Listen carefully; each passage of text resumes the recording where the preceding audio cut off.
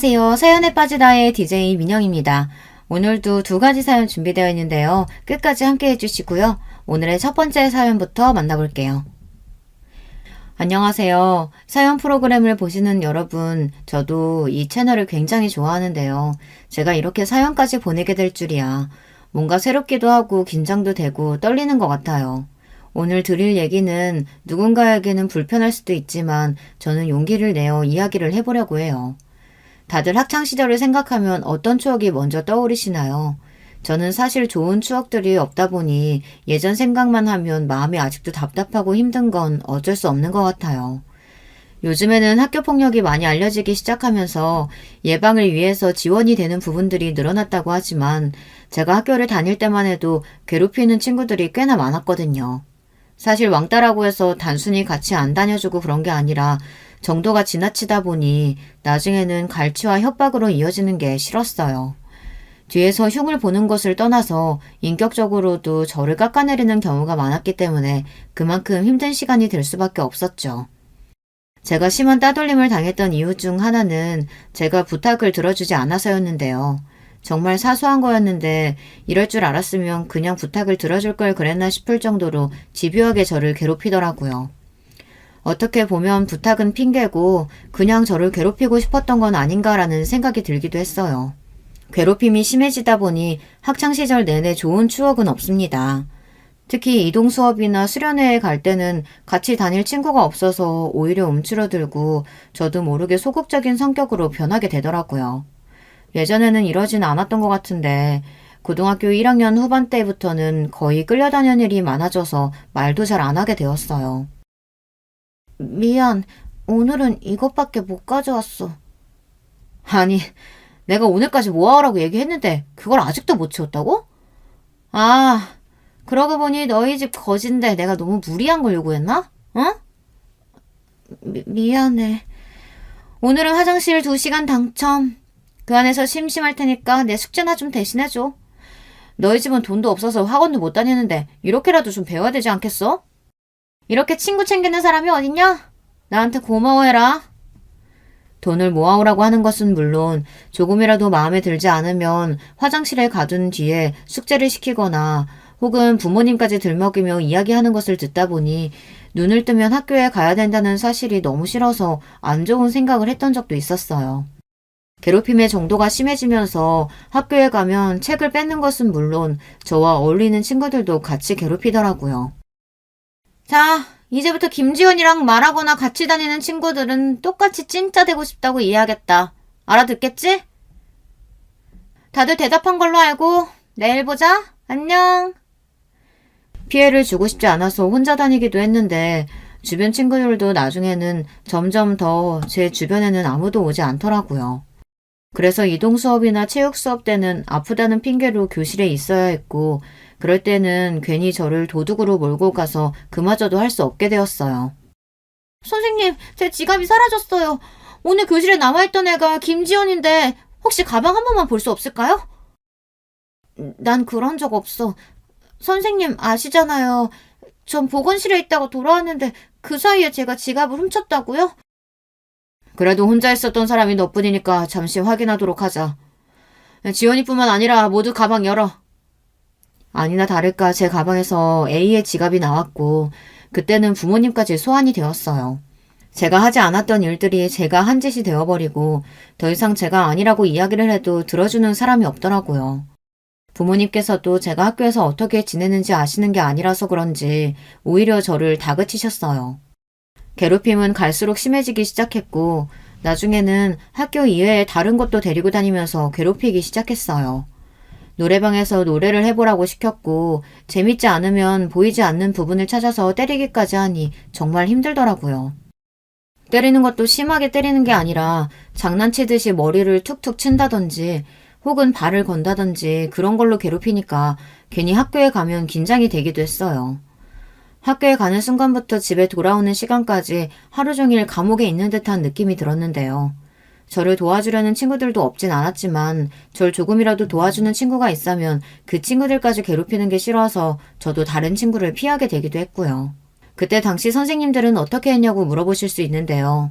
사실 절 괴롭히던 친구가 어느 정도 재력이 있었고 부모님이 잘 나가시는 분이시라 자연스럽게 묵살이 될 수밖에 없었는데요.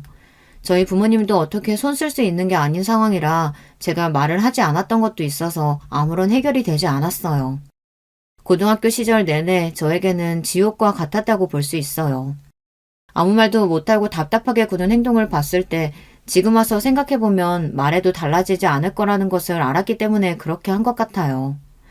부모님도 한참 바쁘시던 시기였고 뭔가 부담을 주고 싶지 않았거든요. 그동안 힘든 점도 많고 고등학교 3학년 때는 거의 저에게 말을 거는 친구도 없을 뿐더러 그림자처럼 다른 친구들을 따라다니면서 심부름만 하다 보니 저도 제 자존감이 낮아질 대로 낮아졌던 것 같아요. 언제 이 생활에서 벗어날 수 있을까 싶었는데 다행히 저는 좋은 대학에 갈 수 있는 성적이 되어 최대한 지역을 멀리 떠나기로 했어요. 그게 이 상황을 벗어날 수 있는 방법이라고 생각했거든요. 저희 학교가 지방에 있던 곳이라 그런지 멀리 가면 저를 더 찾을 수 없을 것이고 어차피 저 말고 괴롭히던 친구들은 성적이 되지 않아 올 수가 없는 곳이거든요. 밖에서 마주치는 것조차 싫고 성인이 되고 나서는 해방이 될 수 있을 거라는 희망을 가지고 공부를 했던 만큼 다행히 제가 원하던 대학에 들어가서 더 이상 얼굴을 마주할 일이 없어졌어요. 제가 가장 어이없었던 것은 아무 일 없다는 듯이 저에게 마지막 인사를 했던 졸업식 날이 기억이 나는데요. 그날도 대충 사진을 찍고 가려고 했는데 저희 부모님께 세상 친한 친구인 척처럼 행실을 하는 것을 보니 진짜 역겹더라고요. 야, 이번에 대학 멀리 간다면서? 혹시 나 보기 싫어서 그런 거야? 아쉽다. 같은 대학 갔으면 자주 만날 수 있었을 텐데. 마지막인데 같이 사진이라도 찍자. 너가 나랑 사진을 왜? 왜? 싫어? 혹시 아직도 예전 일 가지고 꿍해 있는 거 아니지? 다른 친구들이랑 같이 찍자. 다른 친구들까지 불러와 가해자 무리들이랑 사진을 찍는 것은 정말 곤욕이었어요. 부모님은 친구들이 소심한 저를 잘 챙겨주는 것처럼 보여 좋게 보셨을 수도 있겠지만 저는 많이 불편했거든요. 그래도 드디어 마지막이라는 생각에 사진 한 장 정도는 그러려니 하고 넘어가기로 하고 저는 지역이 멀다 보니 혼자 생활하며 대학 생활에 적응을 하기로 했어요. 대학에 간 뒤로는 제가 생각했던 것보다 생활이 즐거워서 고등학교 때와는 달리 친구들도 많이 사귀고 또 외적으로 신경을 쓰다 보니 예뻐졌다는 얘기를 듣기도 했는데요.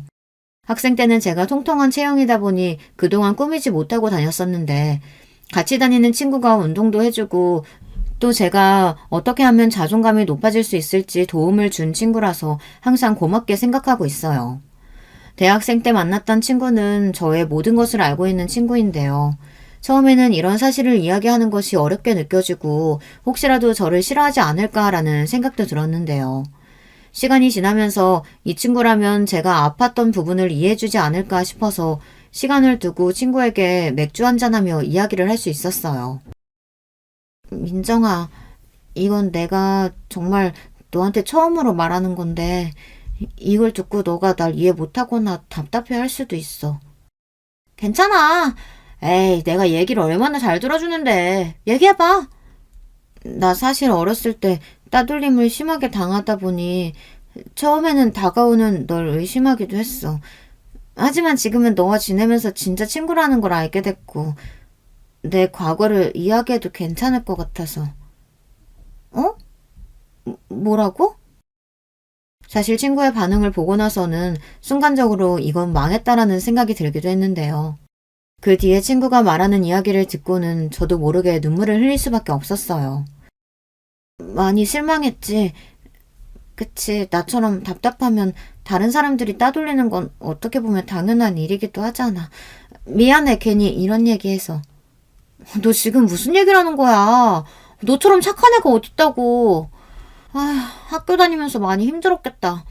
지금은 좀 어때? 괜찮고? 마음 여는 거 힘들었을 텐데 초반에 내 행동이 너한테 부담이 되었을 수도 있겠다. 미안해. 지금이라도 알았으니까 혹시라도 불편한 점 있으면 편하게 얘기해줘. 제가 생각했던 것보다는 친구의 반응이 달랐고 오히려 절 위로해주니 저도 모르게 그동안의 서름이 올라왔던 것 같아요. 그동안 싸워왔던 것을 풀고 나니까 마음이 조금 편해졌어요. 그리고 정말 제 편이 되어줄 수 있는 친구를 얻은 것 같아서 행복해지더라고요. 사람이 밝아지면 이렇게 밝아질 수 있구나라는 것을 느낄 수 있었고, 저 또한 이전보다는 위축되지 않는 성격을 가지면서 리더십 있는 사람으로 인정을 받을 수 있었어요. 그동안 사랑을 받을 줄 몰랐던 저에게 사랑을 주는 사람이었고, 이 사람을 만나면서 저의 가치관이나 성격도 많이 달라지게 되었어요. 그때 제가 답답하게 굴었던 부분을 생각하니 아직도 마음이 안 좋긴 하지만, 그래도 이젠 더 이상 피하지 않기 때문에 당당해져서 그때 일은 마음속에 묻어두고 있었어요. 자연스럽게 당당한 모습이 되고 제 일을 하다 보니 저도 남자친구를 사귀게 되었는데요. 처음 연애 경험이 생기면서 점점 사람 보는 눈도 생기고 이별과 사랑을 겪으면서 제 자존감도 같이 높아졌어요. 그때처럼 답답하게 구는 일이 없다 보니까 제 스스로 어떤 연애 가치관을 세우고 어떤 사람을 만나야 하는지 생각이 잡히더라고요.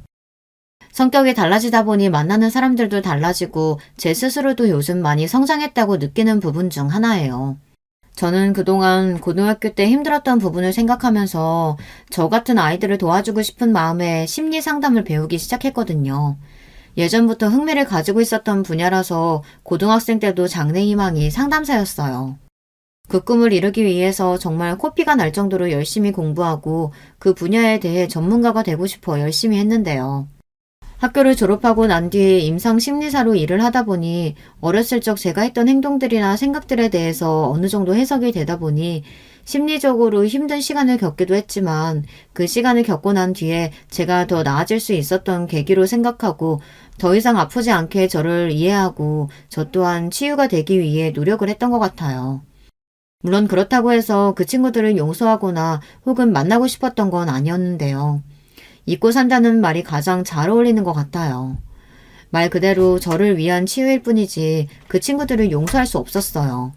그동안 제가 겪었던 것들 어느 것 하나 지우지 못하고 있었거든요. 그때 당시에 보낸 문자들 아직도 남아있는데 이걸 가지고 있는 이유는 하나였어요. 어떻게든 그들에게 복수하고 싶은 마음은 있었거든요. 사실 이것도 지금 친하게 지내고 있는 친구가 혹시 그때 일부러 자료를 모아둔 것이 있냐고 물어봐서 있다고 이야기를 하고 보여주었거든요. 당시 저에게 모질게 했던 말들이라든지 금전적으로 피해를 봤던 부분들이요. 물론 지금 와서 신고를 할 수 있는 건 아니지만 나중에 그 친구들이 유명해지거나 하면 터뜨리고 싶은 마음이 컸던 것 같아요. 물론 아직까지 그런 가해자는 없었지만 뭔가 지우기가 그렇더라고요. 아무래도 현실이라는 게 피해자는 숨어서 살고 가해자는 떳떳하게 사는 게 싫어서 저도 사회적인 위치를 올리고 또 나중에 파장을 일으킬 수 있도록 주변 동창들의 소식을 듣고 싶지 않았지만 간간히 SNS로 접하면서 지내고 있었어요. 학창시절이라는 게 사실 살아가는 데 있어서 중요한 부분 중 하나라고 볼 수 있는데요. 저는 제대로 보내지 못한 것 같아 항상 아쉬운 마음이 있었어요. 그래서 이번에 처음으로 친구랑 같이 여행도 가보고 시간이 갈수록 마음이 나아지더라고요. 물론 간혹 SNS로 접하는 소식이 있으면 기분이 안 좋아지기도 했지만 그럴 때마다 친구와 당시 남자친구였던 현재 남편이 많이 위로를 해주니까 저도 스스로 당당하자는 마음이 들었어요. 그때보다는 상황이 많이 달라지기도 했고 전처럼 위축이 되어 있을 일도 없었어요. 그때 당시에 저를 괴롭혔던 친구들이 잘못 알고 있던 부분 중 하나가 저희 집이 굉장히 가난하다는 생각을 하고 있었는데 일이 너무 바쁘셔서 저를 신경 쓰지 못하고 계셨거든요. 제가 그때는 꾸밀 줄도 모르고 사다 주시는 것만 입고 다니니까 주변에서는 꾸미지도 못하고 항상 조용히 다니는 애라 더 괴롭혔던 것 같아요. 하지만 지금은 제 스스로도 자존감이 높아졌다는 것을 느끼고 있기 때문에 다시 만나도 그 친구들이 더 놀라지 않을까 싶었어요. 아무쪼록 지금은 제 편도 많아지고 전이랑은 확실히 다른 삶을 살고 있어서 제가 못할 줄 알았던 여행도 가보고 누군가에게 맞춰서 사는 삶이 아니라 저를 위한 생활을 하고 있어 좋더라고요. 학생 때는 눈치 보기 바빴는데 지금은 하고 싶은 말을 하면서 지내다 보니 주변에서도 이미지가 좋아졌어요. 얼마 전에는 부모님께 이런 사실을 털어놓기도 했는데 도움이 필요하면 얼마든지 이야기하라며 못 알아줘서 미안하다고 이야기를 하셨어요. 모든 사람들에게 위로를 받고 제 상처를 치료하다 보니 저도 저와 같은 학교폭력으로 힘들어하는 친구들에게 진심으로 다가갈 수 있었어요. 저도 힘든 시간을 보내긴 했지만 요즘 아이들은 더 심한 것 같더라고요.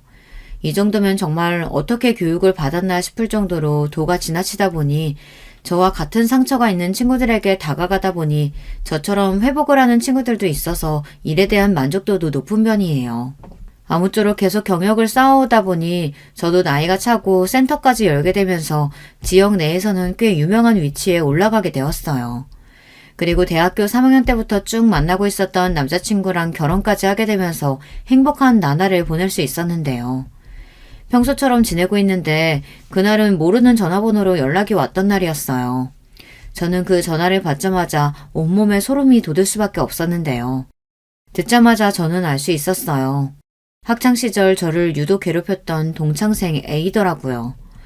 몇 년이 지났지만 목소리를 듣자마자 저도 모르게 경직이 되었는데 아무런 일 없듯이 이야기하는 걸 듣고 있으니 그동안 제가 고생했던 건 뭔가 싶고 화가 나서 참을 수가 없었어요. 여보세요? 김지윤 핸드폰 맞죠? 네, 맞는데 혹시 혹시 애인이? 기억하는구나. 오랜만이다. 잘 지냈지? 뻔뻔하게 인사를 해오는 아이의 목소리에 화가 나긴 했지만 왜 연락을 해온 것인지 궁금해서 물어봤어요. 아마 제 마음 한편에는 사과를 바라고 있었는지도 모르겠네요. 하지만 제가 생각했던 것과는 다른 대화가 흘러갔어요. 다른 게 아니라 이번에 우리 동창회 하는데 오랜만에 얼굴 좀 보면 좋을 것 같아서 대학 간 이후로 한 번도 못 봤지 아마? 졸업하고 잘 산다는 얘기는 들은 것 같은데 혹시 나 때문에 안 오는 건 아니지? 우리 그때는 너무 어렸잖아. 아, 어려서 그때 일을 잘 기억을 못하는가 보다. 그래, 동창회? 언젠데? 날짜 알려주면 갈게. 역시 너 쿨할 줄 알았어. 그때 일 마음에 담아두고 있는 건 아니지? 나 그럼 너무 속상할 것 같은데. 우리 이번에 만나서 서로 서운한 거 있으면 다 풀자. 어때? 서운한 거라. 그래, 일단 만나서 얘기하자. 그럼 내가 애들한테도 미리 얘기해둘게. 그날 보자. 태연하게 통화하는 것을 듣고 나니 속이 너무 안 좋아서 점심 먹은 것들을 그대로 개어내고 얼굴 표정도 안 좋으니 직원들도 저를 살피고 괜찮다고 이야기하긴 했지만 사실 괜찮은 척을 했던 것 같아요. 아무리 시간이 지나도 다 나아지지 않는 부분인 것 같더라고요. 그동안 마인드 컨트롤을 잘하고 있었는데 뭔가 한순간에 무너진 느낌이 들어서 집에 들어가기 전 대학 때 만난 친한 친구들을 만나고 들어가기로 했어요. 사실 간다고 이야기를 하긴 했지만 정말 가서도 당당하게 있을 수 있을까 싶었어요. 막상 동창회 연락을 받으니까 불안한 마음도 들고 트라우마처럼 그때의 감정이 올라오니까 감정을 다시 잡기가 어려웠어요. 제 마음을 공감해줄 친구를 부르고 난 뒤 집 근처 맥주집에서 오늘 있었던 일을 이야기해 줬는데요. 제 이야기를 들은 친구가 제가 생각했던 답변이 아니라 저에게 이런 이야기를 하더라고요. 무슨 일이 있길래 이렇게 안색이 안 좋아? 진짜 큰일이라도 난 거야? 내가 예전에 이야기했던 학창시절 얘기 기억나? 그럼 당연하지. 너 그동안 얼마나 힘들었을지. 아무튼 몇 년이나 지났는데 괴롭힘 정도가 너무 심하니까 나도 계속 기억에 남아있더라고. 혹시 다시 그때 일 때문에 힘든 거야? 그래서 너 상담한다고 했을 때 살짝 걱정됐었는데. 그런 건 아니고 오히려 반대야. 난 이 일을 하면서 나처럼 힘들어했던 친구들에게 희망 주는 것이 좋더라고. 그럼 뭐 때문에 그런 거야? 왜 이렇게 망설여? 사람 불안하게. 다른 건 아니고 그때 학폭 주도자였던 동창생 A한테서 연락이 왔어. 뭐? 걔 진짜 미친 거 아니냐? 이제 와서 사과라도 하겠대? 아니 그런 건 아니고 오히려 동창회 올 거냐고 물어보더라. 제 이야기를 들은 친구는 앞에 있던 맥주를 들이키면서 답답하다는 듯이 가슴을 치기도 했지만 곧이어 저에게 이런 제안을 해주더라고요. 근데 잘 들어봐. 너는 그때 당시에 너가 아니잖아. 오히려 지금은 당당하고 성공한 인생인데 안 가는 것도 좀 이상하긴 해. 가서 떵떵거리고 오면 되잖아. 아직까지 그럴 용기가 안 나기도 하고 사실 가는 게 맞나 싶기도 해. 바보 같다고 생각할 수도 있지만 전화 받고 욕 한마디 못하고 끊었거든. 그렇다면 더더욱 가야지. 잘 들어봐. 그 친구들은 어떻게 살고 있는지 모르겠지만 너는 든든한 친한 친구와 또 남편이 있잖아. 그리고 남편도 성공한 사람이고 이 정도면 가서 자랑할 만하지 않아? 친구의 이야기를 들어보니까 그렇더라고요. 제가 괜히 피할 이유도 없을 것 같고 또 힘든 시기를 겪긴 했지만 그때보다 훨씬 성숙한 모습으로 살아가고 있으니 말이에요. 여러분들이라면 어떻게 하실 것 같으세요? 초반에는 망설이긴 했지만 친구의 말을 들어보니까 오히려 괜찮은 방법인 것 같았어요. 뭔가 제가 할 수 있는 복수 방법을 찾은 것 같은 느낌이라고 해야 할까요? 그래서 친구랑 같이 이야기를 나누면서 어떻게 하면 제가 시원하게 한 방을 날려줄 수 있을지에 대해서 생각을 해봤어요. 일단 제 스펙을 두고 봤을 때 어디 뒤떨어질 게 아니다 보니까 괜찮다고 느껴졌는데 뭔가 보여지는 부분이 있어야 할 것 같더라고요. 그래서 어떤 방식이 좋을지 생각해 보니까 항상 그 친구들은 금전적 그리고 사회적인 위치에 대해서 신경을 쓰는 모습을 봤기 때문에 남편에게도 이 이야기를 전하기로 했어요. 자기야, 사실 오늘 오후에 A한테서 연락이 왔는데. 뭐? 학창시절에 그렇게 괴롭혀놓고 무슨 낯짝으로 연락을 했대? 다른 건 아니고 동창회가 있다면서 전화를 했더라고. 번호는 계속 내가 안 바꾸다 보니까 그냥 한 번이라도 바꿀 거 그랬어. 그게 자기 탓은 아니지. 그럼 어떻게 하고 싶어? 불편하면 가지 않아도 되잖아. 오늘 친구 만나서 얘기해봤는데 사실 무섭긴 하지만 더 이상 피하고 싶진 않은 것 같아. 계속 피해 다니기엔 그때 나와 똑같은 것 같아서 당당하게 가고 싶어. 자기만 괜찮다면 가는 것도 괜찮지만 걱정되니까. 아니면 나도 같이 가줄까? 그리고 그때 저는 알 수 있었어요. 아, 이 방법이라면 그 녀석들을 골탕 먹일 수 있겠다는 생각이 들었거든요. 이렇게 말하긴 부끄럽지만 남편이 꽤 능력이 좋은 편이라서 그런지 좋은 집, 좋은 차는 물론 주변에서 보기에도 잘 산다는 느낌이 들기도 하고 잘생긴 편이거든요. 아마 그 친구들은 제가 이런 남편을 얻을 것이라고는 생각도 못했을 거예요. 얼마나 놀란 모습으로 보일지 저도 모르게 기대가 되더라고요. 이전에 느꼈던 긴장감과는 달리 복수를 할 마음에 그날만을 기다렸던 것 같아요.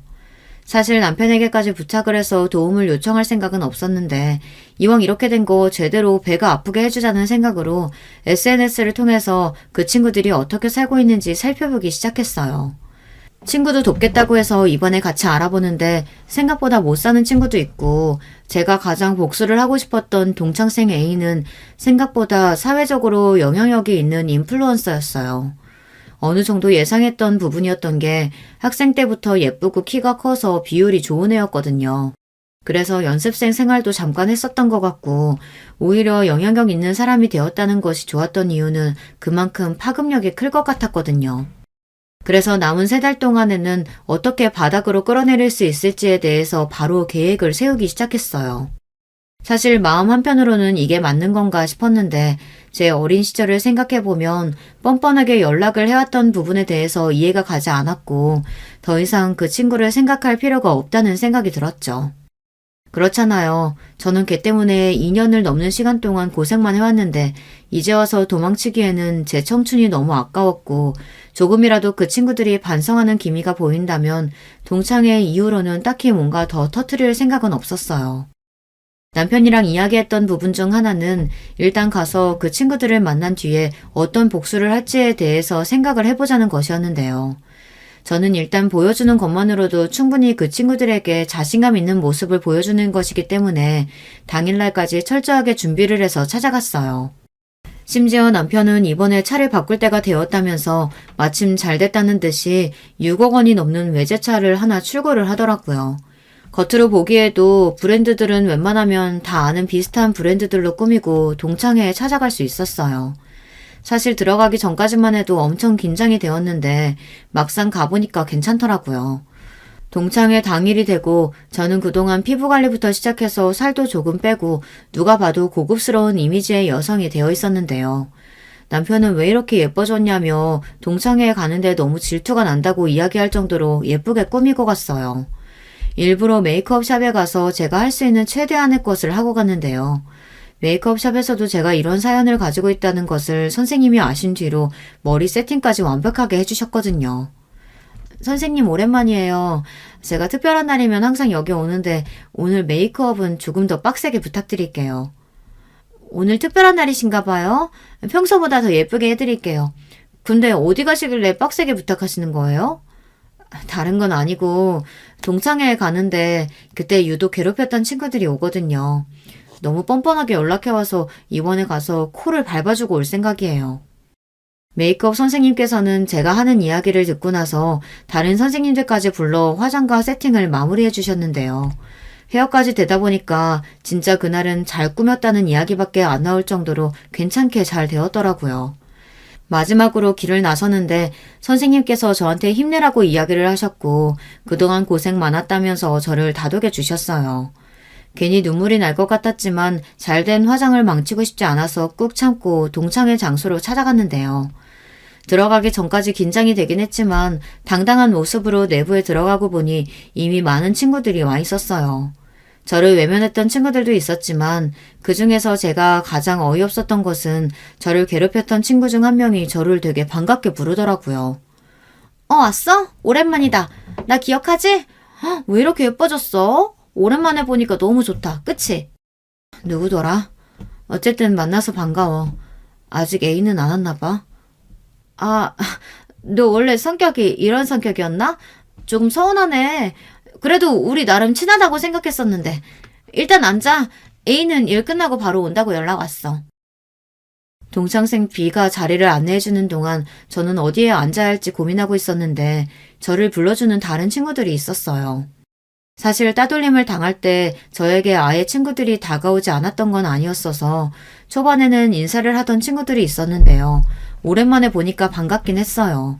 그 친구들은 자신의 의도와는 상관없이 저를 외면할 수밖에 없었던 상황이었던 만큼 그 친구들만큼은 제가 이해를 하고 있었거든요. 아니나 다를까 제가 앉은 자리에 있던 친구들은 저에게 그때 당시의 상황들에 대해 진심 어린 사과를 하면서 지금 너무 잘 커져서 고맙다는 이야기를 해줬어요. 사실 사과를 받을 친구들은 따로 있는데 그 친구들까지 괜히 가해자로 만든 것 같아서 미안한 마음이 들기도 했는데요. 직접적으로 폭력이나 저를 힘들게 했던 친구들은 아니어서 금방 마음이 편해질 수 있었어요. 미안해. 그때 우리가 너를 너무 외면했으면 안 됐는데. 아니야, 괜찮아. 그때는 너희도 어쩔 수 없었잖아. 그나저나 동창회는 어떻게 알고 온 거야?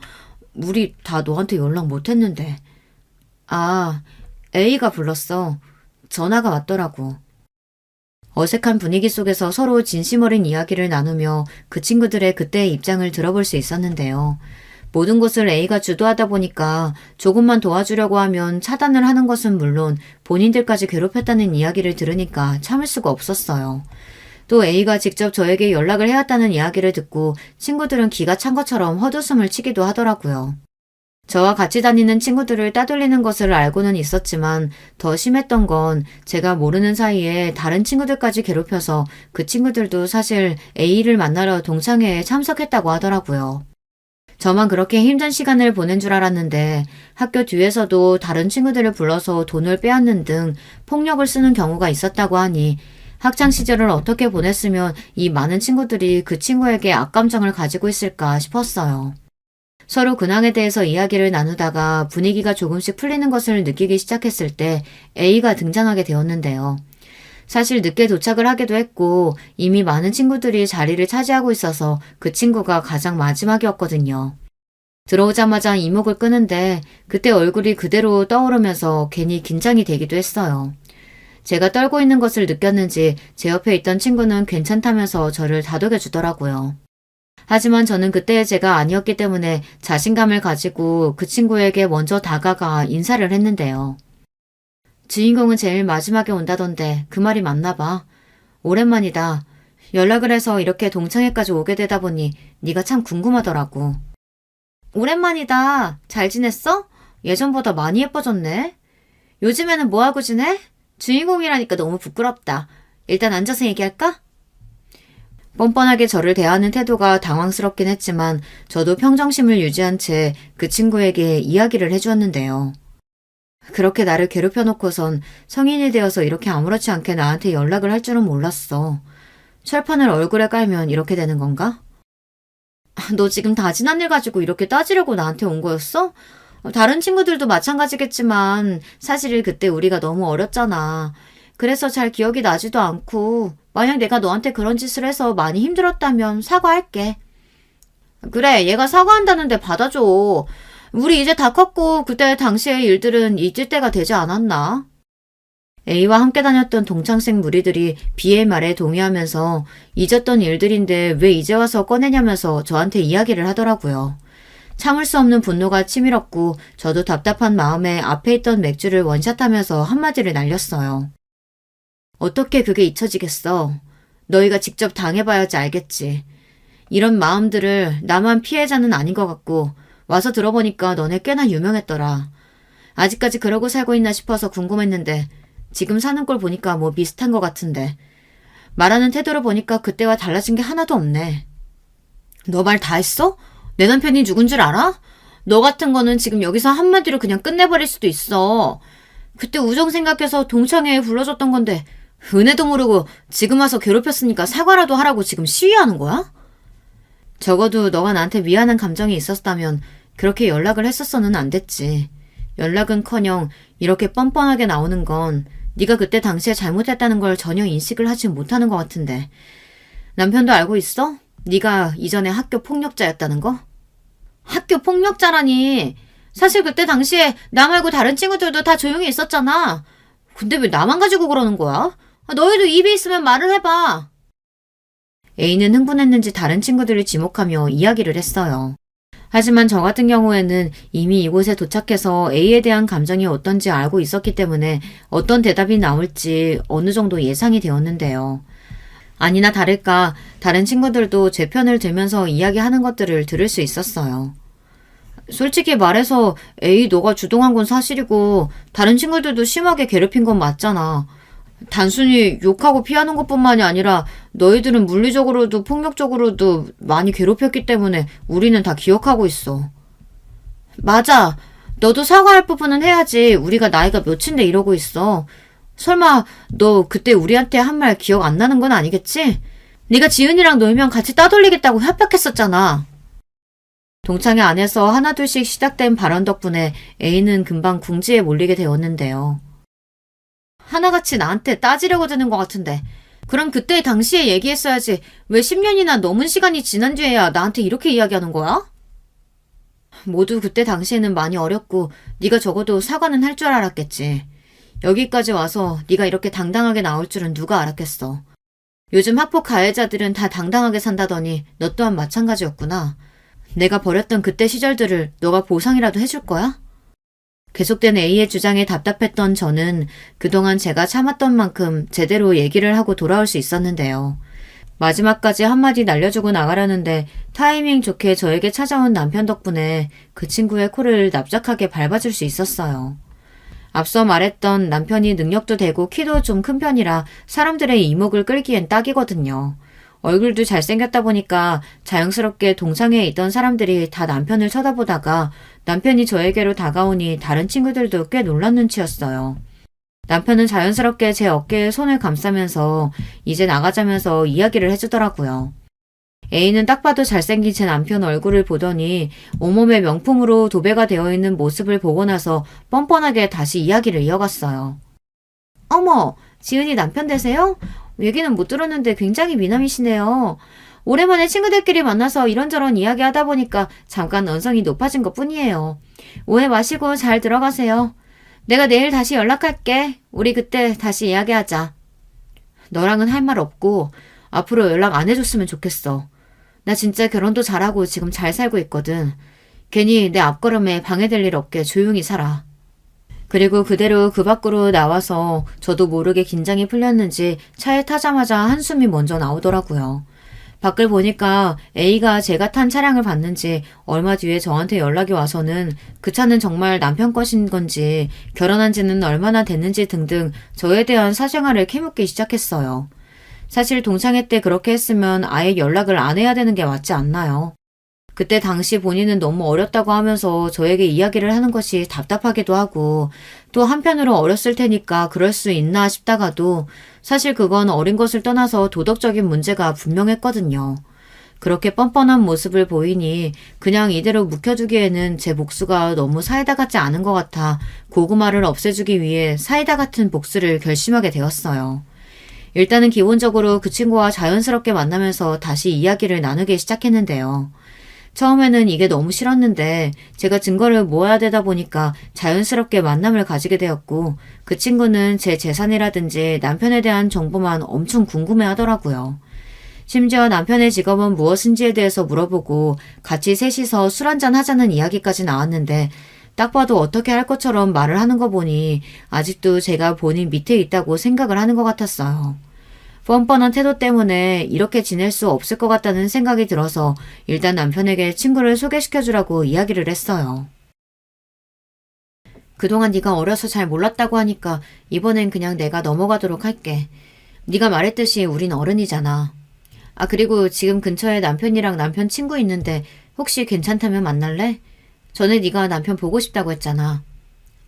그럴까? 그때도 궁금한 거 못 물어봤었는데. 친구분까지 계시다니 딱이다. 자연스럽게 미끼를 물었던 친구는 좋다면서 제 친구와 남편 친구를 함께 만나기로 했는데요. 이번엔 제가 판을 짜면서 남편 친구에게도 부탁을 하다 보니 수월하게 상황이 만들어질 수 있었어요. 사실 남편이랑 이런 부분에 대해서 이야기를 할 때 어떻게 복수를 하는 게 가장 좋을까 싶었는데 제 소중한 학창시절을 뺏어간 만큼 저도 그 친구가 소중하다고 느끼는 게 있으면 뺏고 싶었거든요.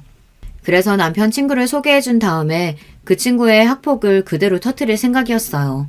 이건 남편 친구도 알고 있던 부분이었기에 충분히 조율이 된 상황이란 것을 알아주셨으면 좋겠는데요.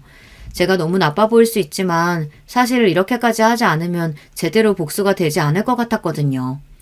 두어 번 정도 친구를 만나게 하고 남편 친구에게도 연락을 드려봤는데 그렇게 큰 호감을 가지고 있진 않지만 일단은 진지하게 만남을 가져볼까 고민하고 그 친구에게 언급을 했다고 해요. 그 뒤로는 자연스럽게 저희 넷이서 식사를 할 수 있는 자리를 마련해서 그때 바로 터뜨릴 수 있었어요. 두 분이 고등학교 동창이라고 들었는데 이렇게 소개시켜 주실 정도면 꽤 많이 친하셨나 봐요. 그럼요. 저희는 둘도 없는 친구 사이였는데 이렇게 어른이 돼서 다시 만나서 얼마나 다행인지 몰라요.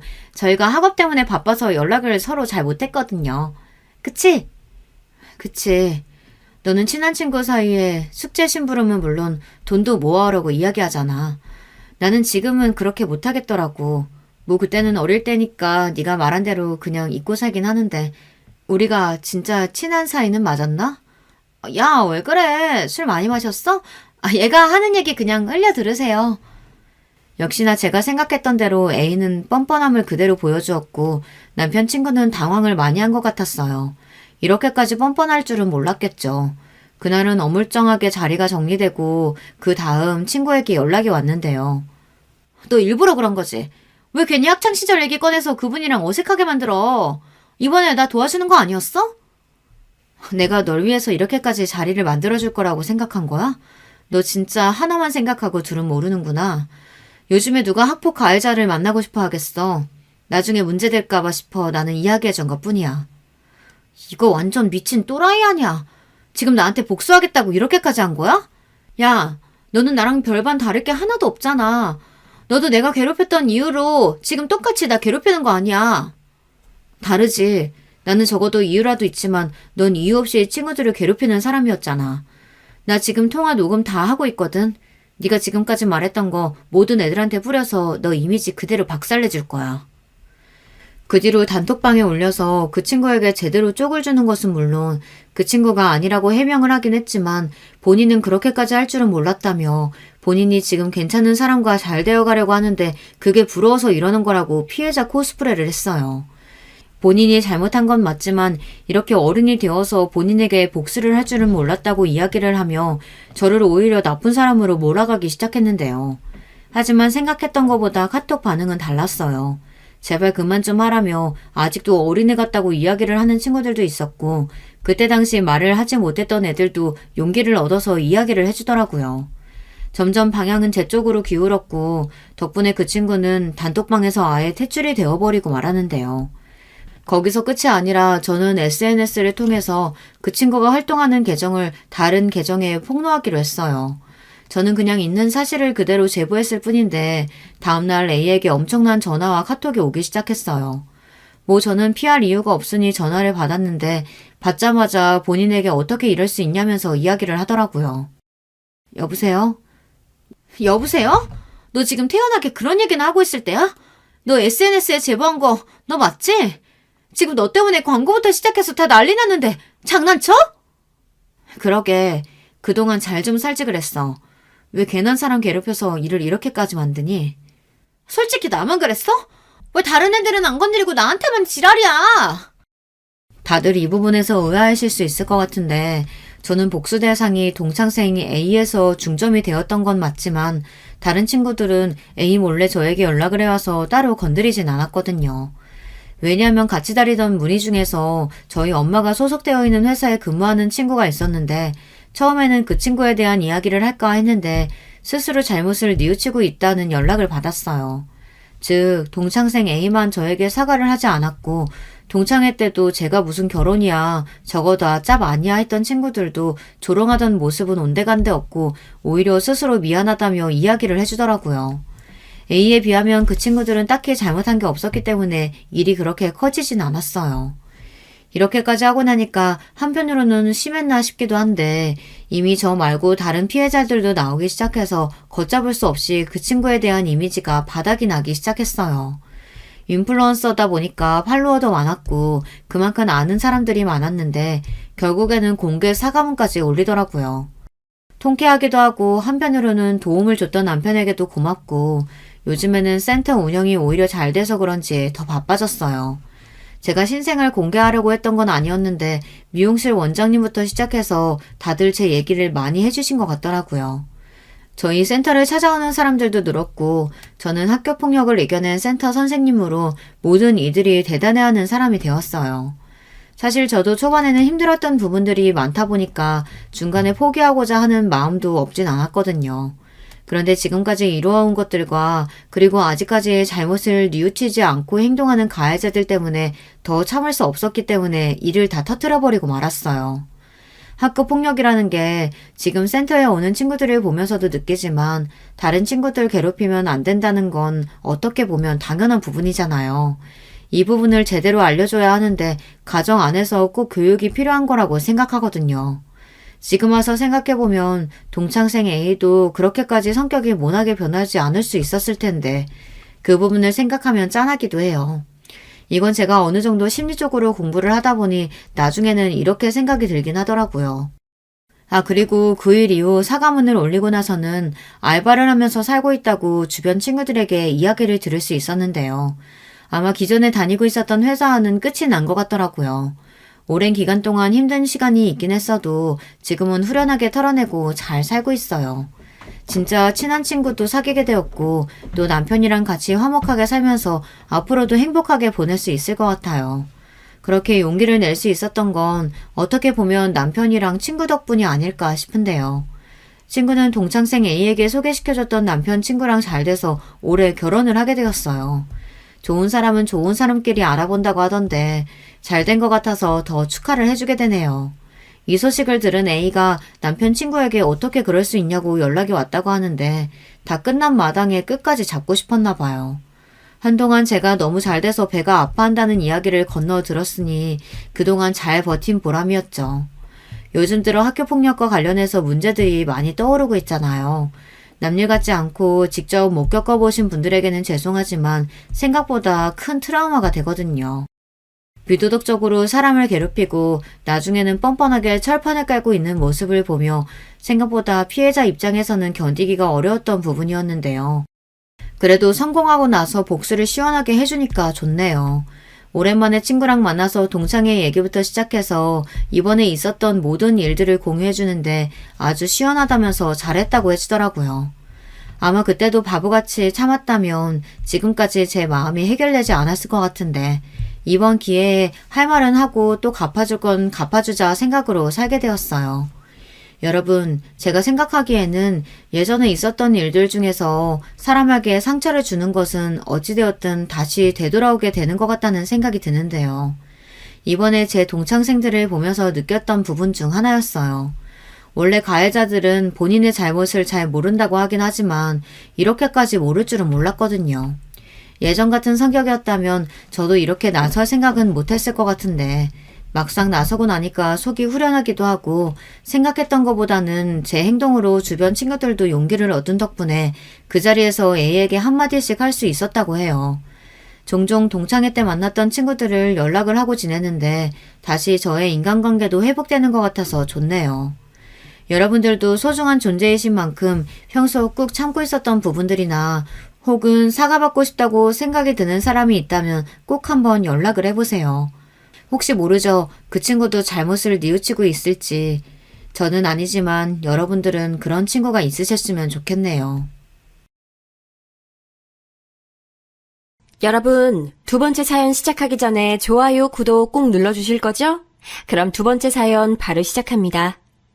안녕하세요. 서울에서 교사로 재직하며 남편과 그리고 2명의 딸과 함께 행복하게 사는 40대 후반 여자입니다. 얼마 전 제 인생에서 가장 통쾌하고 짜릿한 경험을 해서 여러분께 소개하고 싶어 제보하게 됐어요. 제가 이 얘기를 주변 사람들, 특히 우리 친정 부모님께 들려줬더니 네가 진짜 그렇게 말했냐고 하더라고요. 저조차도 제가 그랬다는 것이 도저히 믿기지 않을 정도였답니다. 사실 아주 어릴 때는 제 성격이 이렇지 않았고 아주 활발하고 낙천적이었어요. 과거에 찍힌 사진만 봐도 항상 발랄하고 매우 활동적이고 역동적인 아이였고 친정 부모님과 친언니와 친오빠의 말을 들어봐도 확실히 밝은 아이였습니다. 저는 3남매 중 막내로 태어나 부모님과 언니, 오빠의 사랑을 아주 듬뿍 받고 자랐거든요. 나이 차이도 꽤 나는 편이라 특히 언니의 사랑을 독차지했습니다. 언니가 제가 여자 동생이라는 이유로 편애했던 기억이 생생해요. 어릴 때는 언니와 오빠가 밖에 놀러 가면 저도 데려가라고 떼쓰고 그러면 언니 오빠는 결국 저를 데리고 나가서 같이 놀아주곤 했죠. 부모님도 굉장히 자상하고 자식들에게 사랑을 많이 주시던 분들이라 어린 시절을 생각하면 아직도 입가에 미소가 지어질 정도로 행복했습니다. 그렇게 밝고 행복했던 시절의 성격이 그대로 자랐으면 얼마나 좋았을까요? 그 좋았던 추억은 약간의 위기를 맞게 됐는데 갑작스러운 아버지의 주재원 발령에 맞춰 우리 가족은 흩어지게 됐어요. 온 가족이 다 같이 움직였으면 그래도 조금은 괜찮았을 텐데 그러지 못했습니다. 아버지가 주재원 발령이 나며 자식들 교육에 대해 지원도 많이 해줘서 원래 처음에는 5명이 다 가기로 했었는데 출국하기 정확히 3주 전에 오빠가 갑자기 쓰러지게 됐어요. 그때 제 나이가 10살이었는데 아직도 그날 밤이 생생하게 기억납니다. 평범한 하루였고 저녁도 같이 맛있게 먹고 산책까지 하고 집에서 같이 언니 오빠와 놀다 잠이 들었는데 일어났더니 집에는 저 혼자 있었어요. 어린 마음에 무서워서 울고 있었는데 언니가 집에 들어오더라고요. 그런데 집에 오는 언니도 울며 상황을 설명해 줬습니다. 오빠가 새벽에 갑자기 발작을 일으켜 병원에 입원했다고 하며 언니는 그래도 저를 챙겨서 학교를 보냈어요. 불안한 마음에 학교에서 계속 울며 집중하지 못하니 선생님께서 부모님에게 연락하셨고 그렇게 병원에 가서 오빠를 봤는데 어젯밤까지 저와 떠들며 웃던 오빠는 창백하게 질린 얼굴로 고요하게 누워 있었습니다. 그때는 어려서 몰랐지만 나중에 알게 된 사실로는 원인불명의 혈압 저하였다고 해요. 이런저런 검사가 필요했고 실제로 결과도 기다려야 했습니다. 급하게 부모님은 두 분이 상의한 결과 오빠는 절대 외국에 데리고 갈 수 없다는 결론을 내리셨죠. 그렇다고 오빠만 한국에 두고 나머지 가족만 나갈 수도 없고 정말 많이 고민하셨다고 합니다. 주재원 발령 취소를 하자니 이미 출국이 코앞이고 또 오빠가 쓰러지며 막대한 병원비가 생겼는데 해외로 나가지 않으면 우리 가족이 감당하지 못하는 액수였다고 해요. 어쨌든 아빠는 무조건 나가야 했고 처음에는 기러기 아빠 생활을 하려고 했는데 부모님이 생각하셨을 때 막내인 저는 같이 나가는 게 좋다고 생각하셨다고 하더라고요.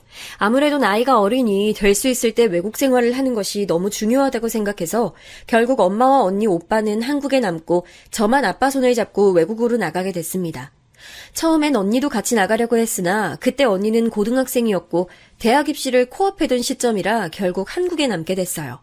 그렇게 저는 낯선 외국에 아빠와 단둘이 가게 됐는데 아빠가 충분히 저에게 잘해줘도 엄마와 언니가 제 옆에 없는 것은 너무나도 큰 충격으로 다가왔습니다. 말도 안 통하는 서양 친구들 사이에서 혼자 동양인인 제가 적응하기 너무 힘들었고 심한 향수병이 오기 시작했죠. 미선이 힘들면 언제든지 말해. 알겠지? 아빠한텐 비밀이 없어야 해. 여기선 우리 둘밖에 없으니까 서로 의지해야 해. 아빠는 그런 저에게 힘들면 반드시 말하라고 하셨는데 어린 마음에 아빠도 힘든 게 느껴져서 절대 입 밖으로는 힘들다는 말이 나오지 않더라고요. 엄마와 언니와 그리고 한국에서 치료 중인 오빠와 연락을 해도 직접 보지 못한다는 사실이 어린 저에겐 큰 고난이었고 결국 그때의 기억은 제 성격 자체를 완전히 뒤바꾸는 계기가 됐습니다. 아빠도 놀러 간 것이 아니고 일하러 간 거라 아무리 저를 많이 챙기려고 해도 한계가 있었고 혼자 있는 시간이 많아진 저는 외향적인 성격에서 완전히 내향적인 성격으로 바뀌게 됐어요. 엄마가 시간을 내서 잠깐 아빠와 제가 있는 호주로 왔을 때는 돌아가는 엄마를 못 가게 하려고 아예 가방을 숨길 정도로 그리움이 깊어졌습니다. 저를 데리고 가라고 떼쓰기도 했는데 엄마는 도저히 그때 그럴 수가 없었다고 해요.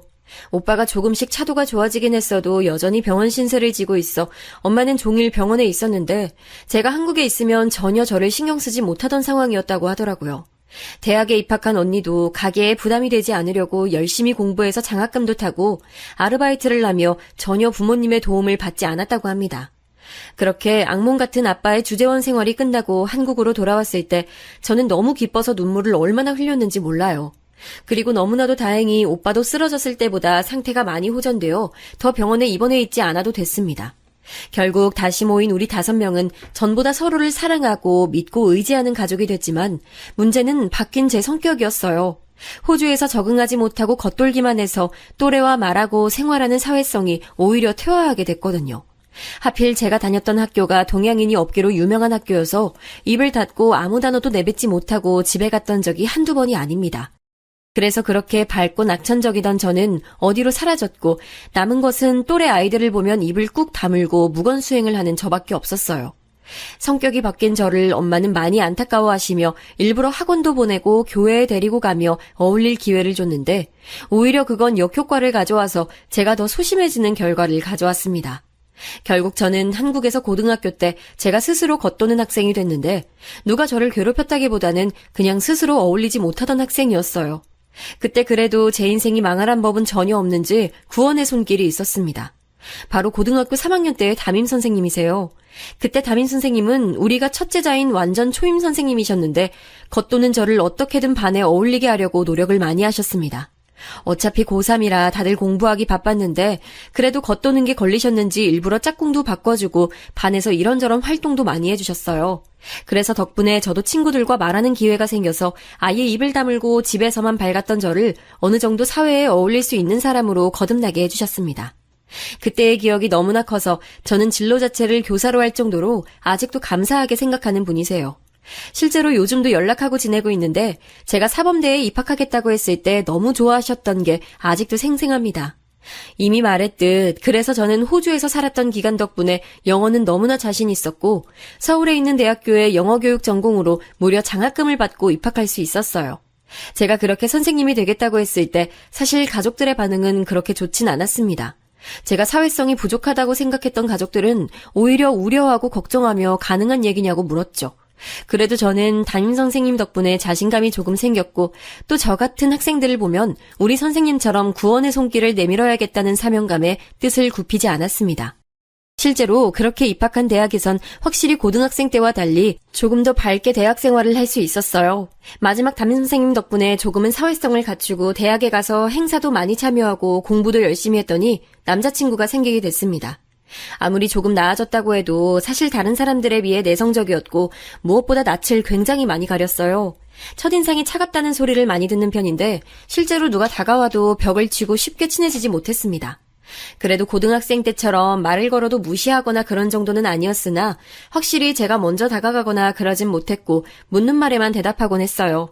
이런 제가 어떻게 남자친구를 사귀게 됐는지 궁금하지 않으세요? 저는 아직도 그날의 기억이 생생한데요. 그날은 학교에서 행사가 있어 다른 지역을 가는 날이라 아침부터 일찍 교내에 모여서 관광버스를 타고 이동하게 됐습니다. 친목 모임이면 가지 않으려고 했는데 교수님들도 같이 가는 학술 답사 같은 행사라 가고 싶지 않아도 가야 하는 행사였어요. 일부러 떠나기 3분 전에 도착해서 남는 자리에 앉았는데 그때 옆에 앉은 남학생이 바로 제 남자친구가 됐습니다. 남자친구 역시 낯을 굉장히 많이 가리고 또 말수가 애초에 적어서 말이 많지 않은 친구였어요. 그래서 다른 친구들이 버스에서 노래를 부르고 사진을 찍고 자기들끼리 게임을 하며 즐겁게 지냈는데 저와 남자친구는 조용히 무건수행을 하며 이동했습니다. 내려서 조를 짜서 이동하는데 우연히 같은 조가 됐고 그때도 버스에서처럼 조용히 둘이 붙어 이동했어요. 그러면서 계속 정신을 차려보면 남자친구와 저는 둘이 항상 붙어 있었고 이상하게 서로 아무 말도 하지 않았는데 마음이 편했습니다. 저만 그렇게 느낀 게 아닌지 남자친구도 제 옆에서 조용히 있었고 저희야 워낙 존재감이 없어서 남들은 우리가 붙어 있는지도 몰랐을 거예요. 저기 혹시 시간 괜찮으면 우리 이따 같이 밥 먹을래? 학교 앞에서. 돌아오는 버스에서도 같이 앉게 됐고 내릴 때 남자친구가 저에게 같이 밥을 먹자고 하더라고요. 나중에 들었는데 그때 저에게 말을 걸려고 혼자 머릿속으로 수십 번을 내뱉고 덜덜 떨리는 목소리로 말을 걸었다고 합니다. 사실 들은 입장에선 그냥 누군가가 저에게 말을 걸었다는 자체가 떨려 무슨 목소리였는지도 기억이 나지 않았지만요. 그렇게 첫 데이트 아닌 데이트는 학교 앞에 있던 분식집에서 같이 밥을 먹은 거였는데 먹으면서도 많은 말은 하진 않았습니다. 그냥 서로 이름 물어보고 사는 곳과 취미 정도 물어보고 바로 집으로 갔습니다. 그리고 다음에 학교에 갔을 때 남자친구는 제게 슬며시 다가와서 조심스럽게 약속을 잡았고 그렇게 우리는 연인 사이로 발전했습니다. 앞서 말했듯 워낙 존재감이 있는 사람들도 아니고 우리 과에 사람이 꽤 있는 편이라 다들 우리가 사귀는지 몰랐다고 생각했는데 나중에 들어보니 다 알고 있었다고 하더라고요. 저는 아무튼 오히려 그런 게 너무 편했습니다. 단체 생활을 그렇게 즐기는 편은 아니어서 남자친구와 둘이 수업을 듣고 밥을 먹고 시험 기간에는 도서관에 가서 공부하는 그런 생활이 참 안정감 있고 좋았어요. 남자친구의 성격도 저 못지않게 소심한 편이라 뭐 제가 신경이 쓰일 만한 짓은 하지 않았고 둘 다 술을 즐겨하는 편도 아니어서 전혀 연인 사이에 문제가 되는 행동은 하지 않았습니다. 성격 자체도 둘 다 온순하고 갈등을 회피하는 경향이 있어 크게 싸우지도 않고 아주 잔잔히 만났어요.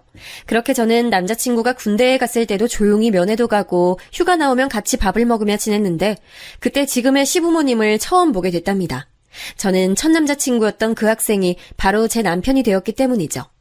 사실 처음 시부모님을 뵀던 날이 너무나 강렬해서 잊고 싶어도 잊을 수가 없답니다.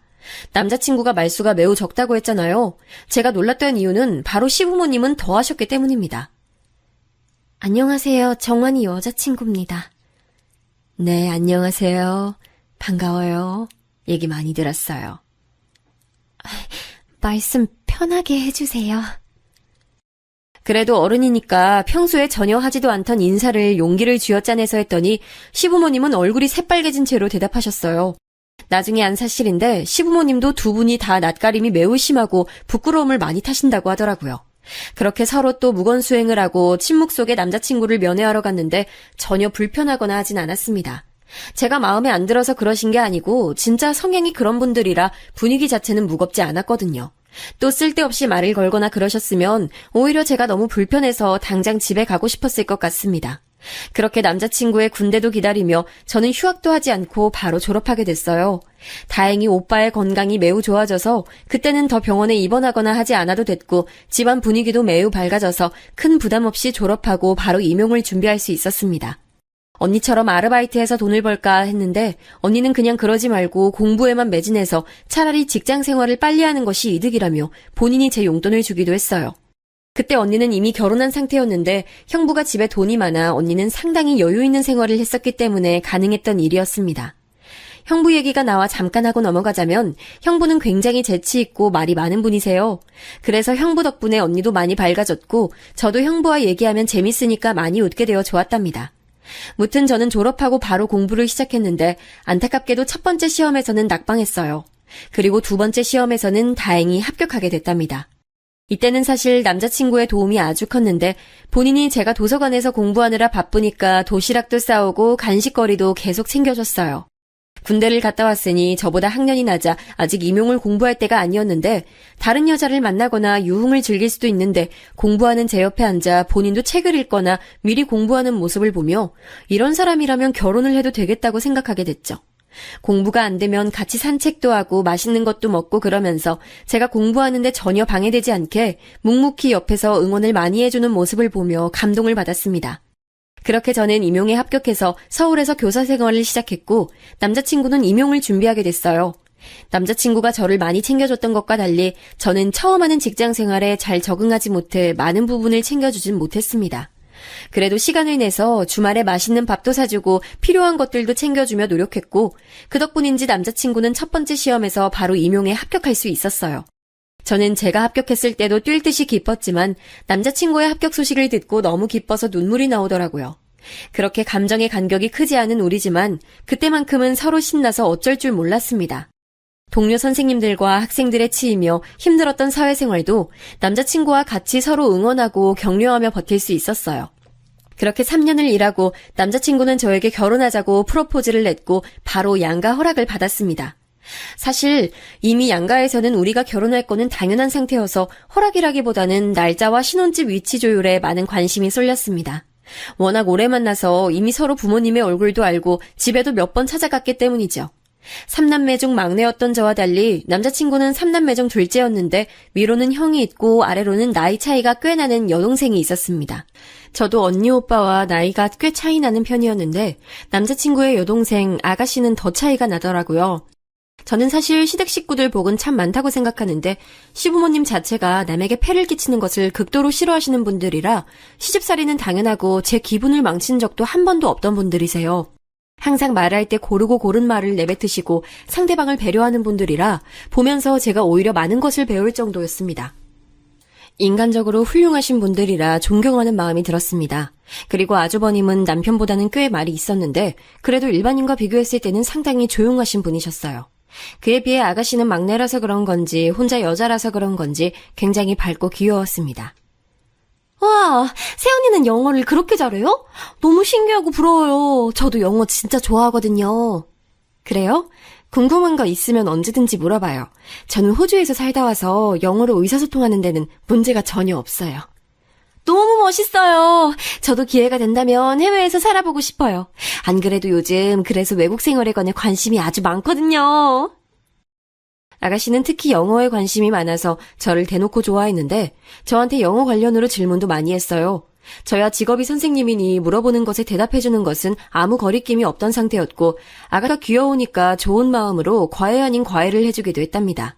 다만 그 모습을 보신 시어머니가 아가씨에게 따로 언지를 줬던지 점점 그 횟수가 줄긴 했어요. 이 정도로 시부모님은 배려심이 아주 넘치는 교양 있는 분들이신데 문제는 따로 있었습니다. 이렇게 시댁 식구들은 잘 만났는데 문제는 형님이었어요. 제가 낯가림이 아주 심해도 확실히 교사 생활을 하며 그래도 많이 나아졌다고 생각했거든요. 그래도 막 엄청나게 밝은 편은 아니었고 오히려 아가씨처럼 아예 저보다 어리면 학생이라 생각이 들어 편하게 대할 수 있었는데 형님은 어른이니까 저도 모르게 경계를 하게 됐습니다. 그런데 형님은 사실 첫인상 자체는 아주 좋았어요. 어머, 동서될 뿐이구나. 서방님이 워낙 말이 없으셔서 항상 궁금했는데 반가워요. 안녕하세요. 잘 부탁드립니다. 아우, 내가 잘 부탁해요. 안 그래도 며느리끼리 통하는 게 많을 테니까 우리 친하게 지내요. 형님의 첫인상은 굉장히 밝았고 먼저 다가와주어 고마웠던 기억이 나요.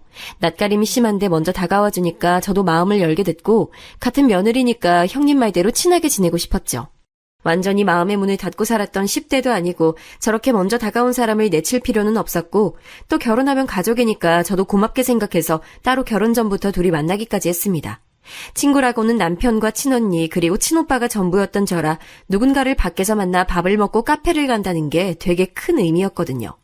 동료 교사들과 친해도 직장 동료는 직장 동료라고 생각해서 그런 경험들이 처음엔 굉장히 좋았습니다. 형님은 저를 이끌고 서울에 있는 유명한 곳들을 많이 데려갔는데 남편 성향도 저와 같아 시끄러운 곳을 안 좋아했기 때문에 처음 겪는 경험들이 많았어요. 그래서 형님의 첫인상은 되게 좋았는데 문제는 결혼하고 난 이후였답니다. 시댁 식구들이 아가씨를 제외하고는 말수가 적은 편이라 상대적으로 시댁 식구들과 있으면 형님이 주로 말하는 사람이었어요. 형님은 원래 성격 자체가 말이 많고 활발해서 주도해서 말하는 것을 보면 저는 제가 말을 하지 않아도 되니 참 편하더라고요. 그런데 시간이 지날수록 형님이 말하는 수위가 많이 제 신경을 건들기 시작했습니다. 참는 것도 한계가 있더라고요. 그런데 그런 제 기분을 눈치챈 건지 남편이 살짝 알려준 사실이 있었습니다. 알고 봤더니 형님은 임용을 5번이나 떨어진 장수생이었다는 거예요. 우리 부부처럼 선생님이 되고 싶었는데 계속 떨어지기만 해서 선생님은 저에게 일부러 그러는 거였어요. 그 사실을 알고 나니 인간 대 인간으로 안쓰러운 마음이 들기 시작했습니다. 요즘 교사가 그렇게 대단한 직업은 아니잖아. 옛날엔 선생님이라고 하면 다들 좋게 봐줬는데 요즘은 그 정도는 또 아니니까. 아, 그렇다고 서방님하고 동서가 별로라는 건 절대 아니고. 오해하지 마. 둘은 너무 대단하고 또 멋져. 저런 식의 말을 하며 은근히 돌려서 욕하는 게 날이 갈수록 심해졌어요. 또 시부모님이 워낙 좋으셨던 것과 별개로 시댁은 명절에 차례를 지내고 또 제사가 있는 집이었는데 그럴 때마다 옆에서 형님은 저한테 딱 달라붙어 그런 시댁의 문화에 대해 욕을 많이 했습니다. 아니, 조선시대도 아니고 무슨 명절에 이렇게 차례를 지내? 진짜 촌스럽지 않아? 동서도 그렇게 생각하지? 언제까지 이래야 돼? 그래도 이렇게 지내고 나면 아버님이 용돈도 두둑하게 주시잖아요. 덕분에 친척들 얼굴도 볼 수 있고요. 전 마냥 싫진 않아요. 어머님도 저희 많이 챙겨주시잖아요. 누가 교사 아니랄까봐 좋은 말만 하네. 학교에서도 그런 식으로 말하지. 동서 진짜 재미없어. 며느리끼리는 이런 말도 해야 서로 가까워지는 거야. 실제로 시댁이 큰 집이라 온 가족이 명절이 되면 친척들이 시댁으로 오셨는데 시아버지는 그럴 때마다 저와 형님에게 미안하다며 매번 봉투를 챙겨주셨어요. 그리고 애초에 음식도 며느리들은 할 것도 전혀 없이 시어머니가 아가씨와 같이 준비하시고 저와 형님은 딱 그릇에 담기만 하는 그런 일만 했었거든요. 시어머니도 귀한 집 귀한 딸들에게 남의 집 제사를 지내라고 하는 게 미안하다며 매번 가만히 있으라고 하는 게 말버릇일 정도로 많이 챙겨주셨습니다. 설거지도 무조건 저와 형님이 있을 때는 손도 대지 못하게 아예 등을 밀어 부엌 밖으로 나가게 하실 정도로 시어머니는 며느리들에게 전혀 부담을 주지 않았어요. 그래서 명절 때도 저는 제사 음식 때문에 스트레스 받거나 그런 적이 전혀 없었습니다. 제사도 1년에 4번 정도 있었는데 도착하면 이미 다 아가씨와 시어머니가 준비를 끝내놔서 저는 절만 하고 올 정도였어요. 그리고 그럴 때마다 시부모님은 우리에게 미안하다고 하시고 또 번거롭게 해서 미안하지만 집안 전통이라 어쩔 수 없다고 말씀하셨거든요. 그래서 저는 아무 불만이 없었고 오히려 이런 식으로 가족들 얼굴 보니 좋다고 생각했는데 형님은 뭐가 그리 불만인지 옆에서 구구절절 이런 문화가 마음에 들지 않는다고 욕을 하니까 상당히 불편했습니다. 나중에 남편에게 들은 바론 시부모님도 형님이 오래 공부만 하다가 아주버님을 만나 결혼했으니 안쓰러운 마음이 있다고 하셨어요. 저도 저러는 본인은 속이 얼마나 힘들까 생각해서 최대한 무시했습니다. 또 제가 손 아랫사람이기도 했고 며느리들끼리 사이가 좋지 않으면 시부모님도 불편하시니까요. 그런데 그런 관계도 시간이 지나며 불편해졌는데 바로 아이 문제였습니다. 제가 결혼하고 얼마 지나지 않아 형님이 임신하고 저보다 먼저 아이를 낳았는데 아들이었어요. 첫 손주가 생기니 당연히 시부모님은 좋아하셨고 또 아들이니까 대를 이을 수 있으니 더 좋아하셨습니다. 그래서 시부모님은 형님에게 용돈도 주시고 많이 챙겨주셨죠. 저도 교사로 일하며 아이들을 더 사랑하게 됐기 때문에 시조카가 참 예뻐서 볼 때마다 많이 놀아주고 조금이라도 형님이 쉴 수 있게 해줬어요. 그런데 문제는 제가 아이를 낳고 나서 생기기 시작했습니다. 사실 저와 남편은 아이를 갖는 게 쉽지 않아서 병원까지 다니며 아이를 기다렸어요. 요즘 워낙 불임이 흔하고 이런 사람들이 수도 없이 많다는 것을 이미 알지만 그래도 자연적으로 아이가 찾아올 생각을 하지 않으니 얼마나 속상했는지 모릅니다. 학교에서 일하며 아이들에 관한 관심은 절로 늘어났고 우리 반 학생들을 보며 빨리 제게도 아기 천사가 찾아오길 바랐어요. 그렇게 기다리다가 인공적으로 아이가 생기게 됐는데 안타깝게도 저는 초기에 유산을 했습니다. 학교에서 일하다 발을 헛디뎌 계단에서 굴렀는데 그게 유산으로 이어졌죠. 처음엔 제가 힘들게 가진 아이를 잃었다는 생각에 죄책감도 심하고 또 정신적인 충격을 받아 도저히 출근을 할 수 없어 병가까지 내고 집에서 쉬었습니다. 그런 저를 시부모님은 상당히 안타깝게 여기셔서 추석이 얼마 남지 않았을 때 이번엔 오지 말고 친정에 가서 쉬다 오라고 먼저 말을 꺼내주셨어요. 안 그래도 정신적으로 너무 많이 힘들어서 시부모님에게 감사하다 하고 친정에서 쉬고 있는데 전화가 울려서 봤더니 글쎄 형님이더라고요. 동서, 친정에 있다며? 좋겠다. 나는 지금 시댁에서 계속 종일 고생하다 잠깐 산책하러 나왔어. 동서는 친정에서 몸 편히 쉬고 있겠네? 물론 그래야 좋지. 이해는 해. 형님, 네. 지금 친정에서 가족들이랑 시간 보내고 있어요. 어머님이 일 시키는 분은 아니신데 오늘은 시키셨어요? 에? 내가 언제 어머님이 일 시켰다 했어? 동서 말 서운하게 하네. 아무튼 몸조리 잘하고 제사 때는 얼굴 봤으면 좋겠다. 며느리가 혼자라 부담스럽네. 다음엔 꼭 오길 바라. 저는 제 걱정을 해주려 전화한 줄 알았는데 전혀 아니었고 오히려 저를 슬슬 긁는 말을 하더라고요. 안 그래도 유산 때문에 정신적으로 예민한 상태에 저런 말을 들으니 그렇게 화가 많이 없는 저도 분노가 차오르기 시작했습니다. 그래도 내가 지금 몸이 안 좋아서 예민한가 보다 생각하며 꾹꾹 누르고 혼자 화를 없애려고 노력했어요. 얼굴이 새빨개진 것을 보고 남편이 놀라서 무슨 일이 있냐고 물었지만 나중에 제가 따로 형님에게 직접 얼굴을 보고 말하려고 아무 일도 없다고 넘기게 됐죠. 그리고 그날 아가씨한테 안부 전화가 또 와서 받았더니 저는 너무 놀랐습니다. 새언니, 몸은 어때요?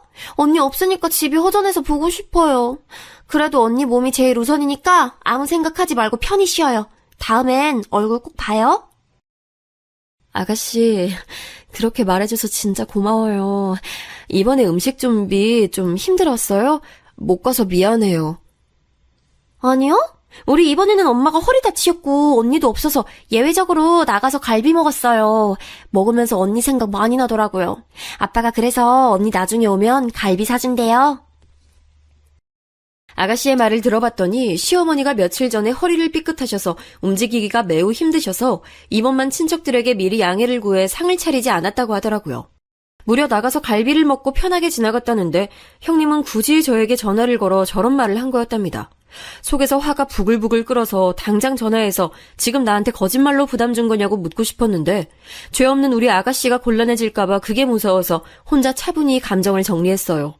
시부모님은 제가 부담스럽다고 느낄까봐 일부러 연락도 하지 않으셨고 귀여운 아가씨만 저에게 보고 싶다는 연락을 했는데 형님은 뭐가 그렇게 마음에 안 드는 건지 저한테 굳이 저런 전화를 걸었다는 거예요.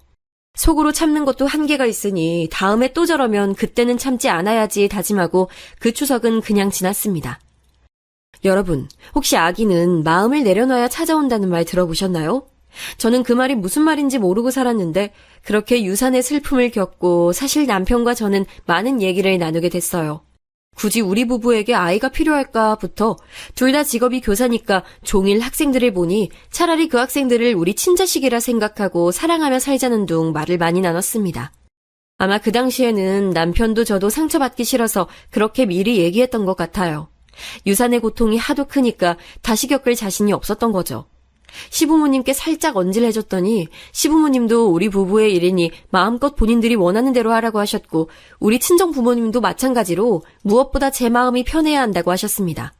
그래서 아이 생각을 내려놓고 남편과 여행도 다니고 책도 읽고 공기 좋은 곳에 가서 경치도 구경하며 1년을 보냈어요. 다니던 병원도 가지 않았고 아예 아이 생각을 지우고 일에만 몰두해서 남편과 저는 아이의 마음을 편하게 먹고 있었는데 그걸 하늘이 보고 감동했는지 아기 천사가 드디어 우리 부부에게 찾아왔습니다. 처음엔 그냥 피곤해서 몸이 안 좋은 줄 알았는데 혹시나 해서 병원에 갔더니 제가 임신했다고 하더라고요. 믿기지 않아 10번도 넘게 물어봤는데 의사가 보여준 초음파는 너무나도 임신이었습니다. 남편과 저는 웃으며 병원을 나와 각자 부모님에게 연락해서 상황을 알렸더니 양가 어른들이 오히려 눈물을 보일 정도였어요. 그렇게 이번에는 절대 무리하지 않아야지 생각하며 몸을 일부러 덜 쓰고 덜 움직였습니다. 남편도 원래 집안일을 도맡아서 하는데 제가 아예 신경 쓸 필요가 없게 자기가 더 노력해서 제가 아무것도 하지 않아도 될 정도로 만들어줬어요. 시댁에서 시부모님이 연락와서 너무 축하한다고 하시면서 명절이나 제사는 오지 말고 오로지 제 출산에만 신경 쓰라고 먼저 말씀해 주셔서 얼마나 감사했는지 모릅니다. 이때 형님이 소식을 들었는지 먼저 전화가 왔는데 일부러 받지 않으며 제가 먼저 피했어요. 그리고 저는 아주 건강하게 딸을 낳을 수 있었습니다. 처음 딱 아이를 보고 든 감정은 말로 설명할 수 없을 것 같아요.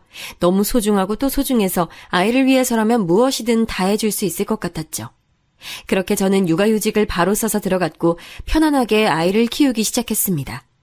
친정에서 제가 고생했던 것을 잘 알고 아빠가 도우미를 붙여줘서 비교적 편하게 키울 수 있었어요. 시부모님도 손주로 딸은 처음이니 우리 아이를 예뻐해 주셨습니다. 특히 아가씨는 본인과 같은 여자아이라고 너무 좋아하며 노골적으로 예뻐해 주셨어요. 여자애라 그런가 좀 예민한 것 같아? 우리 아들은 안 그랬는데. 아이마다 기질이 다 다르니까요. 전 상관없어요. 형님이 그때도 툭툭 던지는 말을 내뱉었는데 일단 제가 너무 행복하고 아이 보는 재미에 푹 빠져서 그러거나 말거나 그때는 신경이 쓰이지 않았습니다. 그러다 아이가 세 돌이 지나고 사건이 하나 터졌어요. 저는 제가 호주에서 살다 온 경험도 있고 또 영어 선생님이니 우리 아이 영어 교육은 직접 해주고 싶었습니다. 사교육에 맡기는 것도 중요한데 저는 아이가 일단 영어에 대한 부담감이 없길 바랐고 또 영어 실력에 대해 상당히 자신감이 있는 상태여서 직접 교육하기 시작했어요. 아이가 싫어하거나 따라오지 못하면 당연히 그만두려고 했는데 다행히 아이는 제가 실생활에 영어를 노출시켜주니 곧잘 따라하게 됐답니다. 그러다 그날은 설날이라 시댁에 다 같이 모였는데 식탁에 마침 사과가 있었어요. 아이가 그걸 보고 영어로 사과를 말하자 식탁에 앉아있던 아가씨가 눈을 동그랗게 뜨고 놀라더라고요. 어머 언니, 방금 들었어요? 사연이가 사과를 영어로 말했어요. 천재 아니에요? 아마 집에서 제가 간단한 단어는 영어로 말해서 그런 것 같아요. 천재까진 아니고 그냥 익숙한 거죠. 천재죠. 우리 서연이 진짜 너무 똑똑해요. 언니 닮아서 영어 잘하니까 얼마나 좋아요. 서연이는 진짜 복 받았어요. 아가씨의 기분 좋은 칭찬에 입이 귀에 걸려서 서로 대화하고 있는데 형님이 슬그머니 다가오더라고요. 그러더니 뭐라고 했는지 아세요? 그거 뭐 단어로 말하는 게 얼마나 대단하다고 그래. 그 정도는 애들 다 해. 우리 아들도 그건 하더라. 막 엄청 대단한 수준은 아닌데? 초등학생이니까 당연히 그 정도는 말할 수 있어야죠. 교육 과정상 그게 맞아요. 못 말하면 그게 문제인 거죠. 뭐? 지금 교사라고 나 무시해? 정도껏 해. 동서 가만 보면 우리 무시하는 거 그거 습관이야. 알아? 네? 아니 그게 아니고 형님이 먼저 우리 애한테 뭐라고 하셨잖아요. 그동안 꾹꾹 혼자 참아왔던 감정이 빵 터지는 계기였는데 제가 저한테 뭐라 하는 것은 참아도 우리 딸한테 뭐라 하는 것은 도저히 가만히 못 듣겠더라고요. 그래서 저도 모르게 순간적으로 욱해서 나간 말인데 사실 말하고도 너무 심장이 쿵쾅거리고 얼굴이 빨개지는 게 스스로 느껴졌습니다. 역시나 형님은 기분이 나빴는지 저에게 대놓고 뭐라 했는데 아가씨가 도중에 말려서 겨우 진정할 수 있었어요. 그러면서 아가씨는 본인이 괜히 영어 얘기를 꺼냈다고 말하며 저를 달래줬습니다. 순식간에 일어난 일이고 또 저도 생각하기 전에 내뱉었던 거라 적잖이 당황했지만 그렇다고 후회하진 않았어요. 이 사건 이후로 형님은 저를 냉랭하게 대하기 시작했는데 저는 그럴수록 똥이 무서워서 피하나 더러워서 피하지 생각했습니다. 그렇게 서로 대면대면하게 적당히 거리를 두고 지내니 시간이 역시 약인 건지 조금 관계가 예전보단 회복이 됐어요. 그리고 저는 첫째가 돌이 지나고 나서 둘째를 또 자연적으로 임신했습니다. 원래 한 번 아이가 생기면 줄줄이 생긴다잖아요. 첫째가 둘째를 데려왔다고 생각하고 둘째 임신 기간에 첫째에게도 더 많은 관심을 줬습니다. 그리고 둘째도 아주 건강하게 유산하지 않고 출산했고 육아도 역시 양가 도움을 받으며 할 수 있었어요. 둘째가 태어나고 정말 기뻤던 사실은 바로 성별이었는데 내심 속으로 첫째가 딸이니까 둘째도 딸이길 바랐거든요. 그런데 정말 둘째가 딸로 태어나서 얼마나 행복했는지 모릅니다. 저는 언니도 있고 오빠도 있지만 사실 감정적인 교류는 언니와 더 깊고 또 같은 성별이 주는 안정감과 유대감이 남다르다고 생각하기 때문에 매우 기뻤습니다. 둘째도 딸이란 소리를 듣고 양가 어른들도 자매가 역시 좋다며 기뻐하셨어요. 그리고 아이가 2명이니 저도 육아하느라 바빠서 한동안 형님을 신경 쓰지 못했습니다. 형님은 뒤끝이 조금 남아있던 건지 저에게 은근 시비를 걸기도 했는데 두 딸과 행복하게 사느라 이제 신경이 쓰이지 않았죠. 그러다 또 사건이 하나 터지게 됐어요. 그때 한창 우리 딸들 영어 교육에 대해 남편과 얘기를 많이 나누고 있던 시기였습니다. 첫째를 영어 유치원에 보내고 있었는데 둘째를 보낼지 말지 상당히 고민이었어요. 왜냐하면 영어에 흥미를 보이던 첫째와 달리 둘째는 그렇게 첫째처럼 많은 관심을 보이지 않았거든요. 그런데 그 시기에 마침 시댁을 가게 됐는데 어쩌다 아가씨와 아이들 교육에 대해 식탁에 앉아 얘기를 하게 됐습니다. 아가씨는 그때 대학생이었는데 워낙 성격이 좋고 애교도 많고 또 저를 많이 좋아하는 사람이라 아가씨와의 대화는 제가 참 좋아해요. 언니 그럼 주연이는 영어 유치원 안 보낼 거예요? 지금 고민이에요. 남편은 둘째는 그냥 일반 유치원에 보내자고 하더라고요. 하긴 아이들은 다 성향이 워낙 다르니까요. 그렇게 얘기를 하고 있었는데 형님이 은근슬쩍 옆에 앉더라고요. 저와 형님이 시댁에서 싸운 이후로 아가씨는 우리가 둘이 있으면 말을 일부러 많이 하며 분위기를 좋게 만드는데 그날도 그랬습니다. 그런데 그날따라 형님이 또 뭐가 기분이 나빴던 건지 저한테 말을 꺼내더라고요. 주연이는 똑똑하지 않나 보다. 원래 애들마다 지능이 다르거든. 우리 주연이 아직 겨우 4살인데요? 원래 영재는 딱 그 나이 때 보이거든. 동서도 첫째 키워서 알잖아. 잘하는 애는 딱 보여. 하긴 형님 아들도 보니까 딱 아닌 건 아니더라고요. 아마 중학교 올라가면 적응 못할 게 보여요. 뭐? 아니 무슨 말을 그렇게 해? 형님이 먼저 시작했잖아요. 도대체 우리 애들한테 왜 그러는 거예요? 저는 아이들에 대한 애정이 매우 깊어서 저를 향한 비아냥은 참아도 우리 딸들을 향한 비난은 참을 수 없었습니다. 그래서 욱하는 마음에 또 받아쳤는데 형님도 끝까지 저와 대치했어요. 저번엔 시부모님이 마침 집에 안 계셔서 괜찮았는데 이번엔 거실에 시부모님이 앉아 계셔서 시부모님도 우리의 싸움을 알게 됐습니다. 아가씨가 말려도 귀에 들리지 않았는데 시어머니가 말리니까 그래도 좀 진정이 되더라고요. 그런데 우리 시부모님은 너무 좋으신 분들이지만 갈등을 피하고 평화주의자라 일단 둘 다 집에 가라고 하셨습니다. 남편 차를 타고 오며 형님에 대해 험담하니까 남편도 이제 지친다고 하더라고요. 저도 제가 왜 저런 소리를 들어야 하는지 모르겠고 아무리 가족이어도 얼굴 보기 싫었습니다. 그래서 저 사건 이후로 실제로 형님을 3년간 전혀 보지 않고 살았어요. 시부모님께는 너무 죄송하지만 도저히 형님과 마주할 자신이 없었습니다.